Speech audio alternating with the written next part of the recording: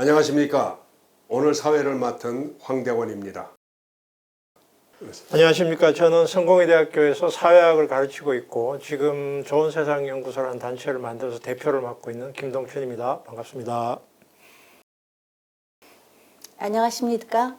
대구 가톨릭 대학에서 사회학을 가르쳐 온 이정욱 명예교수입니다.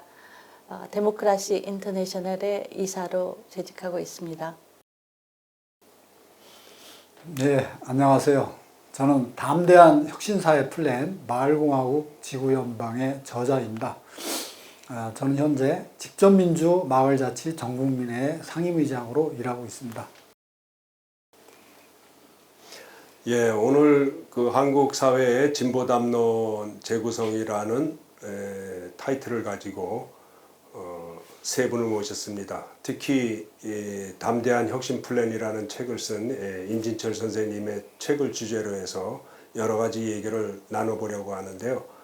제가 볼 때 이 김덕춘 선생님하고 이정욱 선생님은 그동안에 쓴 그 연구나 활동 등으로 봤을 때 이 책의 가장 정확한 평가자가 아닌가 이런 생각이 듭니다. 제가 실례지만 우리 김덕춘 선생님한테 그 대담 시작하기 전에 팩트 체크 한 가지 하고 싶은데 제가 이게 기록을 살펴보다 보니까 그 가다피가 쓴 그린북의 번역자로 어디 나왔 걸로 알고 있는데 그 사실입니까? 맞습니다. 82년에 번역했어요. 그 제가 젊은 시절에 가장 그 인상 깊게 읽었던 책 중에 하나인데 그 번역한 당사자를 만나니까 진짜 너무나 당시는 수준은 안 됐고요. 그냥 아르바이트 비슷하게 누가 그 번역하라 그래서 했습니다만 상당히 많은 그때 감동을 받았던 기억이 납니다. 아무튼 그 책의 번역자를 만나서 너무나 반갑습니다. 근데 제가 왜 이 얘기를 꺼내냐 하면은 그 가다피의 그 자마히리아 개념이 사실 마을공화국 개념하고 굉장히 비슷해요. 그래서 어떻게 보면은 그 담대한 혁신 플랜에 있는 내용의 제3세계 버전이 아닌가 이런 생각이 들어서 물론 가다피는 몰락한 사람이지만 그 사람의 어떤 정치 철학이나 그 사회적 실험 같은 것들은 우리가 좀 눈여겨봐야 되지 않나. 김동춘 선생님 그런 생각이 안 드십니까? 예, 그 80년대는 사실은 그런 가다피의 그 글을 보고 저는 조금 과장이나 너무 풍이 심하다. 그리고 너무 자기를 과대 포장하고 있다. 이런 인상을 좀 받았고요. 당시 군사독재 아주 전두환 정권이 극악한 시절이라 그런 대안까지를 고민한 수준은 못 됐습니다. 그러나 하여튼 이거 굉장한 담론이다. 그런 생각을 했었어요. 예. 고맙습니다. 먼저 그 오늘 이 책의 저자이신 임진철 선생님의 왜 이 시점에 이런 책을 냈는지 그 집필 의도에 대해서 좀 말씀해 주시겠습니까? 첫 번째는 그 마하트마 간디가 그 마을이 세계를 구한다라는 말을 한 100년 전에 했지 않습니까? 근데 그 마을이 세계를 구한다는 말이 이제는 현실적인 걸로 다가오는 시대가 오지 않았느냐. 첫 번째는 이 탈중앙 분산화 기술인 이 블록체인 기술이 지금 보편화되고 있다. 예를 들면 기존에 국민투표 한 번 하는데 900억이 드는데 지금은 2, 3억이면 한대요. 그러니까 이게 이제 그런 게 가능하고요. 그 다음에 민주주의도 이제 예전에 직접민주주의가 파퓰리즘이다 해가지고 직접민주주의가 뭐 아예 꺼내지도 못하게 그렇게 됐는데 이게 이제 디지털 직접민주주의가 되고 그러면 아까 블록체인 기술에 의해서 디지털 민주주의가 이제 현실성을 갖게 되고 그 다음에 이제 사람들이 이제 의식이 많이 깨 있잖아요. 그러면서 이제 네오 직접민주주의 시대가 이제 개화를 할 때가 왔다. 그 다음에 이제 세 번째는 이 승자독식 신자유주의 자본주의가 워낙 세계를 혹독하게 해체시켜버려 지역과 마을을 해체시켜가지고 다시 지역과 마을이 이렇게 반작용으로 이제 형성이 되는 소위 대안적 세계화, 지역화가 급부상을 하고 있다. 이런 요인에 의해서 그 마을공화국, 마을연방민주공화국, 마을공화국 지구연방. 그러니까 마하트마 간디의 마을공화국 그 세계 비전을 좀 우리 시대에 좀 구체화시키는 작업을 해볼 수가 있겠다. 그 작업을 한번 생각했고요. 그 다음에 두 번째는 제가 이 윤석열 정권이 등장을 보면서 야, 우리나라 87년 체제, 이 외발민주주의인 이 87년 체제가 엄청나게 취약하구나. 이게 굉장히 불안한 체제다. 이걸 이제는 대의민주주의와 직전민주주의가 양발민주주의로 정립하는 그런 그 양발민주주의 체제로 이걸 바꾸내지 않으면 굉장히 이제 어려움에 빠질 수 있겠다. 그런 생각을 이제 하게 됐고요. 세 번째는 결국 아까 또 얘기했듯이 이 어떤 신자유주의 세계화의 폐해가 워낙 심하기 때문에 정말 대안적 세계화, 정말 마을과 지역이 중심으로 이제 사람들이 이제 깨어나고 그걸 중심으로 뭉치는 시대가 오기 때문에 이걸 좀 이야기를 하고 싶어서 이 책을 쓰게 됐습니다. 지필 의도에 대해서 지금 말씀해 주셨는데요. 두 분 그 초청한 이유가 이제 이 책을 읽고 의견을 주십사 하는 건데 책은 다 읽으셨죠? 아, 네, 예. 맞습니다. 네, 대답이 조금 싫다는 것 같은데. 읽었습니다. 아무튼 이 책이 솔직히 말해서 끝까지 읽기 쉽지 않은 책입니다. 여러 가지 좀 굉장히 내용이 방대하기도 하고 또 일부는 좀 소화시키기 어려운 측면도 있고 두 분께서 이 책에 대한 총평을 길게 마시고 그냥 피상적으로 감상을 간단하게 한마디 해주시겠습니까? 김동준 교수님. 지금 시점에 매우 적절한 문제제기라고 저는 생각이 들었습니다. 그동안 이미 분산적으로 나왔던 담론들을 거의 총체적으로 집결했다는 인상을 받았고요. 대의제 민주주의나 위인민주주의 한계에 봉착했다는 게 이미 많이 이야기가 나왔는데 이 부분을 이제 마을공화국 개념하고 87년 체제 이후의 문제를 고민하는 점에서 적절하고 아주 거의 사실은 모든 이야기들이 거의 다 담겨 있어요. 그래서 적절하다는 문제제기라고 저는 생각이 되고 또 이런 담론이 없는 시대에 일단 담론을 던짐으로써 사람들의 논쟁을 유발하는 효과도 있을 것 같아요. 그것도 괜찮다는 생각인데 단지 저로서는 약간 좀 빠져 있다고 하는 느낌은 민주주의는 마을의 차원도 있지만 지역 차원도 있지만 노동의 차원도 있는데 노동의 차원의 부분이 빠져 있다. 노동과 생산과 기업의 문제 요게 빠져 있다. 그런 생각을 좀 가지고 있습니다. 네, 고맙습니다. 네. 네, 이정욱 선생님. 그 저자의 수십 년에 걸친 노력 덕분에 제가 동서고금의 사상사를 총정리하는 느낌이었고요. 그 다음에 대부분의 이제 사상사 정리가 이론에 그치는데 이 책의 경우에는 이제 그 필자 자신이 관여된 운동의 경험 속에서 사상사를 재구성한다는 점에서 귀한 책이라고 여겼습니다. 그리고 무엇보다도 이제 지금 현실은 우리가 근대 국가 중심이고 국가가 세금 징수는 물론이고 형법 체계 또는 이 모든 것을 다 국가에 집중된 상황으로 세계 체계가 작동하고 있는데 그것을 마을로 내려보내야 하는 당위성 또 전 지구가 어떻게 보면 윤리적 규범을 공유해야 하는 글로컬 시대의 비전이 국제적으로 굉장히 활발하게 일어나고 있는데 그 흐름 속에서 이것을 정리했다는 것. 마지막으로 제게 제일 인상적이었던 건 우리가 흔히 그 오래된 미래라고 하는데 저는 그 집광소의 경험 또 5.18 때 그 절대 공동체의 우리 사회가 가지고 있는 경험, 화백제도 이런 것을 그 보편적 이론 차원에서 마을 공동체의 복원에 중요한 경험적, 사상적 자산으로 의미를 다시 부여했다는 점이 아주 인상적이었습니다. 네, 고맙습니다.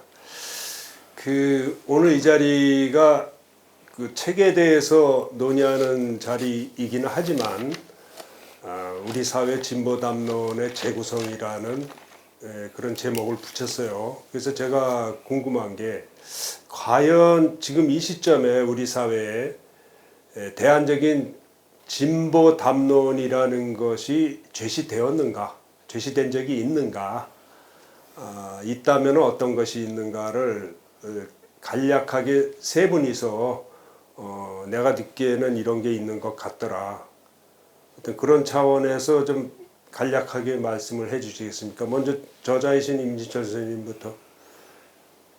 제가 본 바로는 뭐 어느 한 저는 이제 여기저기서 끌어다가 이렇게 좀 정리를 해놨다고 생각을 해요. 근데 우리 사회가 그 진보담론의 노력을 안 한 건 아니라고 생각해요. 뭐냐면 지금 김동춘 교수님 계시는 성공회대 민주주의연구소에서 오랫동안 그런 민주주의론 연구를 하셨고요. 그다음에 우리 이정호 교수님도 직접민주주의의 초대라는 그 직접민주주의에 관한 책을 최초 번역을 하셨어요. 그리고 그 세계 직접민주주의 운동의 흐름을 한국에 계속 소개를 해왔고, 그 다음에 이제 이 생명평화 결사, 오늘날에는 뭐 지리산 정치학교 뭐 이런 식으로 이어오긴 했는데, 이 생명평화 운동이 한 큰 흐름으로 있었고요.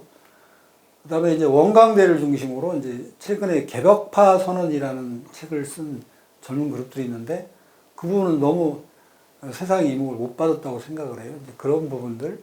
그 다음에 이제 저희처럼 이제 이 직접민주주의 그 어떤 마을공학 운동, 그 직접민주주의 지역당 운동, 이런 부분이 있었는데, 그런 부분들이 각자의 그 흐름에서 다 노력을 했는데, 이 부분들을 이렇게 함께 모아내는 작업이랄까? 뭐 그런 건 별로 안 보였어요. 그래서 그런 걸 한 자리에 이런 사람들을 각자 노력하는 부분들이 한 자리에 모여서 이런 걸 좀 얼개를 좀 어떤 종합적으로 만들고 이러면서 우리 진보 담론을 한 단계 끌어올리는 작업을 해야 되지 않느냐라는 생각을 저는 한 거예요. 했는데 누구도 안 하고 그거 하려면 너무 힘들잖아요. 그래서 책을 쓰면서 책을 계기로 한번 이런 얘기를 한번 해보면 좋겠구나라는 생각 때문에 이제 책을 쓰게 됐습니다.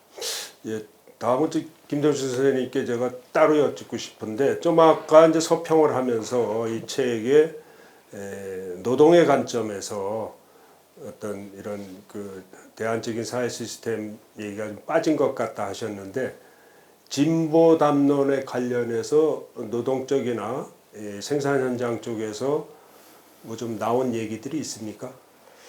사실은 뭐 이게 그 국내의 독자적인 사상이라고 할 수 있는 거는 저는 없다고 보고 있고요. 대부분은 이제 외국에서 나왔던 이야기나 담론들을 소개하거나 그거를 이제 따라하는 정도의 저는 크게 넘어서지는 못했다 이렇게 생각합니다. 예를 들면 뭐 복지국가의 대안이 이제 2000년 전후에 나오다가 이 노동의 성격이 이제 바뀌게 되니까 플랫폼 중심의 이제 산업이 되고 노동자들 성격이 바뀌니까 이제 기본소득론이 나오게 된 것 같고요.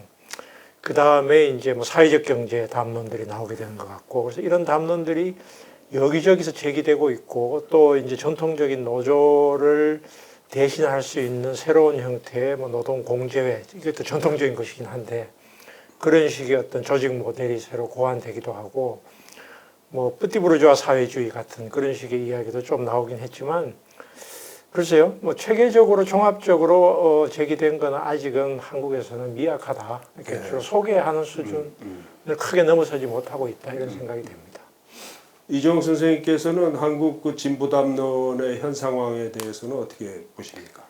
그러니까 이제 담론이 공론화되지 못한 상황이다 이렇게 일단 평가를 할 수가 있을 것 같습니다. 왜냐하면 이제 한쪽에서는 우리가 굉장히 분단 상황에 의해서 미완의 근대국가, 소위 말하는 그 남들이 1648년부터 이룩한 그 근대국가 수립 과제가 계속 지체되었기 때문에 그 문제를 굉장히 제기하는 사람들, 또 이제 신자유주의에 의해서 그 소비주의에 대응하는 이렇게 뭐랄까 소비의 사회성, 소비의 윤리성 뭐 이런 것을 또 제기하는 부분들, 또는 이제 이런 그 여성주의, 또 생태주의. 근데 그 흐름들이 이제 층위가 각각 그리고 이제 서구가 이 근대 자본주의에 들어오면서 이제 자본노동 관계를 대변하는 이제 근대적 정당, 그러니까 근대적 정당 체계가 우리가 그 제도화되어 있지 않기 때문에 그 근대 정당 건설에 또 매달리는 차원. 그러니까 그것이 이렇게 또 어떤 경우에는 이게 진보인지 보수인지가 굉장히 불분명한 담론인데, 예를 들면 저는 이게 공공성의 비효율성을 비판하면서 공공성에 대해서 시장의 효율성으로 대체해야 된다는 주장이 마치 진보적인 것처럼 표장이 되는 경우도 있고, 그래서 그런 의미에서 이렇게 담론이 공론화되지 못하면서 각자의 영역에서 굉장히 나름의 주어진 과제를 열심히 수행하려고 하는데, 그게 통합성을 갖추지 못한 것이 한계가 아닌가 이런 생각을 합니다. 그래서 또 어떤 경우에는 이제 시민성을 하나의 대안으로 보고 시민성과 시민교육에 대한 주장, 이런 것들이 아우르지 못하는데, 마침 이 책을 통해서 이런 그 영역별로 굉장히 세분화된 상대적 진보성을 조금 더 통합적으로 재구성할 수 있는 계기를 이 책이 준 것이 아닌가, 그런 점에서 반갑습니다. 예, 고맙습니다. 사실 근자에 들어서서 상당히 됐지만 시간이 거대 담론이 실종된 시대다, 뭐 이런 얘기를 종종 들어왔습니다. 그러한 시점에 이런 통합적인 관점을 제시한 이 책의 출연이 좀 반갑게 느껴집니다. 이 책에 이제 여러 가지 키워드가 있는데, 제가 볼 때 이제 그 중에서 가장 중요한 키워드가 한 4가지 정도 된다고 봐요. 하나가 이제 촛불이고, 두 번째가 직접 민주주의고, 세 번째가 마을과 지역, 그리고 네 번째가 이제 지구 연방인데, 이 4가지 키워드, 4가지 논의가 시작되는 단초가 저는 촛불이라고 봐요. 우리가 2016년에 경험했던 그 엄청난 사건이죠. 촛불혁명이라고 부르기도 하고 뭐 여러 가지 표현들이 있는데, 저자는 이거를 촛불민주주의라는 특이한 단어를 썼는데, 이 단어를 누가 처음 쓰게 됐는지 저도 잘 모르겠어요. 그 촛불민주주의를 새로운 담론의 출발점으로 삼지 않았는가 이런 생각이 되는데, 과연 그 촛불민주주의가 무엇이며, 또 과연 이 촛불민주주의라는 것이 새로운 담론의 출발점이 될 수 있는가, 그 점에 대해서 일단 저자가 좀 말씀을 해주시고 두 분께서도 좀 평을 해주시기 바랍니다. 저는 언어를 쓸 때 그 개념적으로 그 논리적 정합성이 있느냐 이것도 있지만 현실적 맥락성이에요.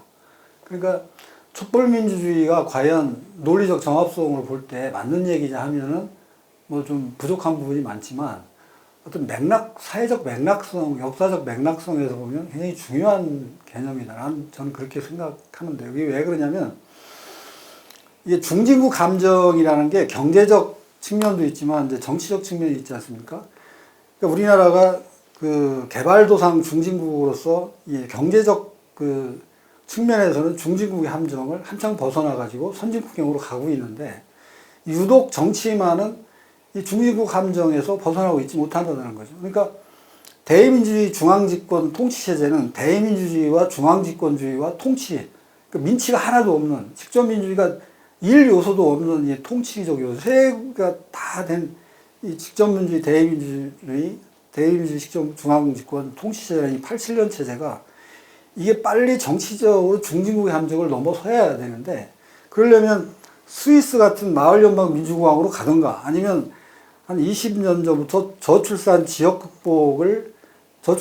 소멸을 극복하기 위해서 프랑스가 취했던 이 읍면동을 꼬면을 중심으로 한 그 자치분권 체제와 중앙집권 체제를 혼합체제로 운영해가지고 20년 만에 저출산 지역 소멸을 극복하지 않았지 않습니까? 근데 한국이 이 대응이 너무 늦다고 본 거예요.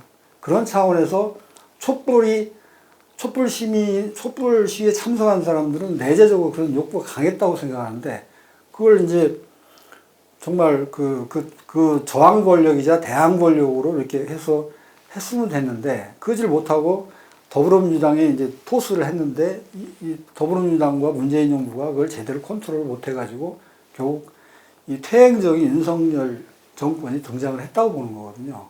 그래서 촛불민주주의는 역사적 맥락, 사회적 맥락에서는 굉장히 중요한 민주주의의 어떤 그런 유효성을 가지고 있다. 이렇게 알겠습니다. 그 저자께서 생각하는 새로운 민주주의 혹은 제대로 된 민주주의의 내용을 말씀을 하셨는데 그것을 촛불민주주의라고 표현하는 것이 과연 타당하느냐 제가 이제 그런 질문을 드렸어요. 과연 우리가 2016년 또는 그 이전에 경험한 촛불이 무엇이길래 그 촛불에서의 경험이 이렇게 제대로 된 민주주의로 바로 연결될 수 있는지 두 분께서는 거기 동의하시는지요? 우리가 겪은 촛불에서 제대로 된 민주주의를 유치해낼 수 있는지 또 그것을 향해서 우리 사회가 나아가고 있는지 그 촛불과 민주주의의 관계에 대해서 좀 간략하게 말씀해 주시겠습니까?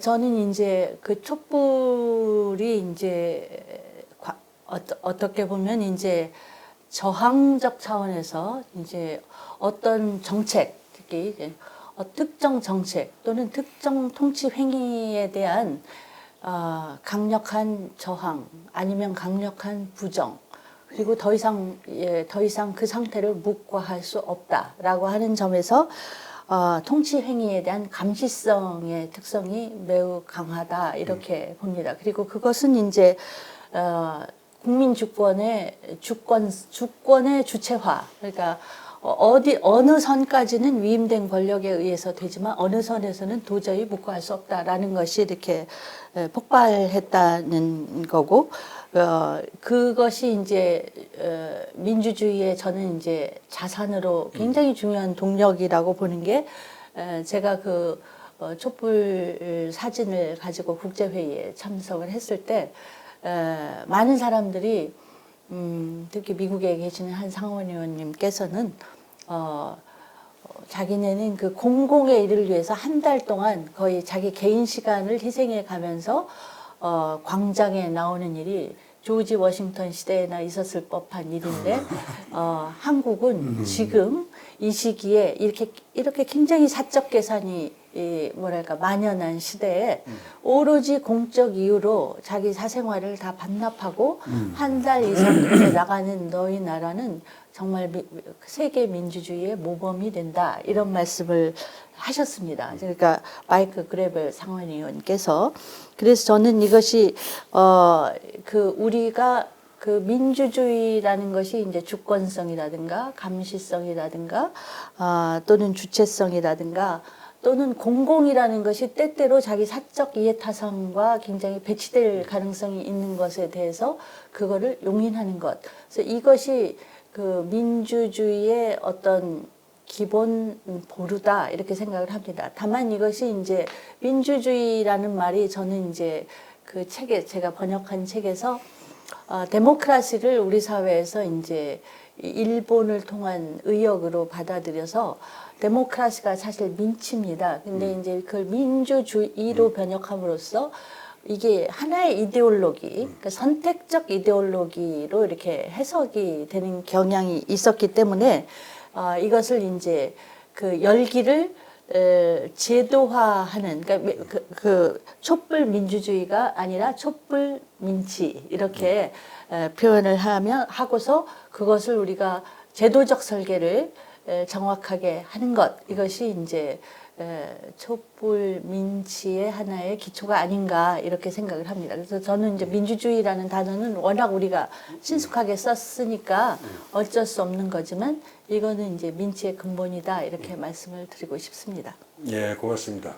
우리 김덕진 교수님께서도 평생을 민주주의 연구를 하셨는데 우리가 겪은 그 촛불과 이 민주주의의 어떤 관계 어떤 바람직한 민주주의하고 그 연관해서 말씀을 그러니까 해주셨습니다. 한국에서 촛불 시위가 나타난 것이 2002년, 2004년 예.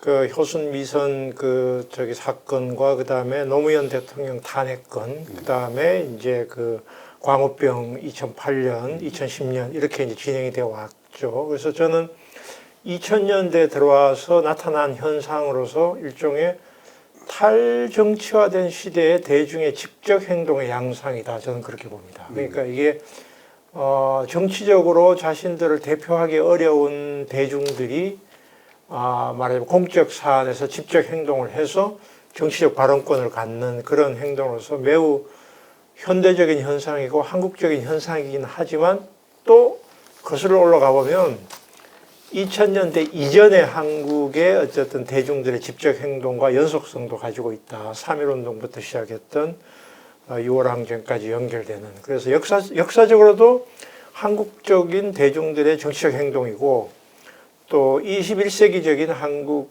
사람들의 대중의 직접 행동의 성격 양면적인 측면이 다 있다. 이렇게 봅니다. 그래서 이것이 어쨌든 기존의 정치적인 권력이나 지배구조를 뒤흔들고 대중들이 거기에 대해서 문제제기를 함으로써 변혁을 요구한다는 점에서는 분명히 중요한 행동인 건 틀림없는데 지금 이제 임진철 선생님이나 이종욱 선생님 지적하신 것처럼 이게 마을로 내려오는 데는 한계가 있는. 그러니까 저도 이제 2016년 촛불 때도 이제 이런 여러 군데 돌아다니면서 이런 강연들을 많이 했는데 광화문에 100만 모이는 것은 분명히 중요한 일이고 이거는 정권을 흔들어대고 새로운 질서를 만들어내는 강력한 동력이 되는 건 사실이나 지금 이종욱 선생님이 이야기하신 것처럼 동네 100명은 모이기가 매우 어렵다.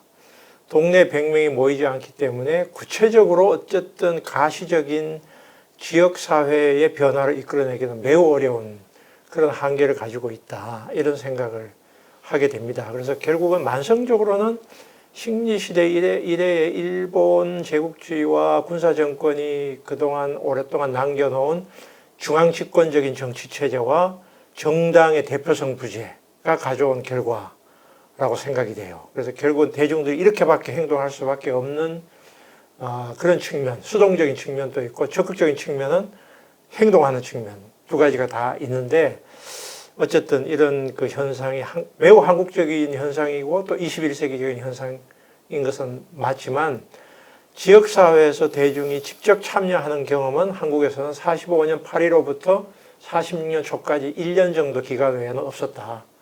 예, 그 지역사회에서 마을 공동체에서 대중들이 직접 참여하는 거와는 연결되기 어려웠다. 이게 이제 제가 보는 생각입니다. 예, 김 선생님께서 제가 다음 질문을 하려고 했는데 미리 말씀해 주셨는데 그 책 제목에 마을로 간 촛불 민주주의라고 이렇게 표현했어요. 그래서 제가 드리고 싶은 질문이 과연 촛불 민주주의가 마을로 내려갔는가? 간이라는 것은 이미 이루어진 일이거든요. 마을로 내려갈 혹은 마을로 내려갔으면 좋겠다. 뭐 이런 게 아니고 단정적으로 글이 쓰셨는데 과연 촛불 민주주의가 마을로 내려갔는가? 우리 김동준 선생님은 굉장히 그 부정적으로 지금 평을 하셨어요. 저자는 어떤 입장에서 그렇게 쓰셨습니까? 정확히 표현하면 마을로 내려가고 있는 촛불민주주의라고 해야 맞겠죠. 그런데 그러면 길어져 버리니까 그렇게 썼고요. 그다음에 분명한 것은 이제 운동을 얘기할 때 하나의 힘으로 결집된 객관적 실체와 생성적 주체가 있거든요. 운동을 생성적 주체의 관점에서 봐야지 객관적 실체 개념으로 보면 그건 무슨 물리학적인 거죠. 사회운동은 계속 유동하는 거기 때문에. 그래서 저는 생성적 주체 형성의 관점에서 그 촛불민주주의 혁명 이걸 얘기했고요. 현재 지금 저는 한국 사회가 분단 체제 때문에 이 어떤 양극화, 평등 이 문제를 그 제기하는 것 자체를 딱 봉인하는 봉인 효과가 있거든요.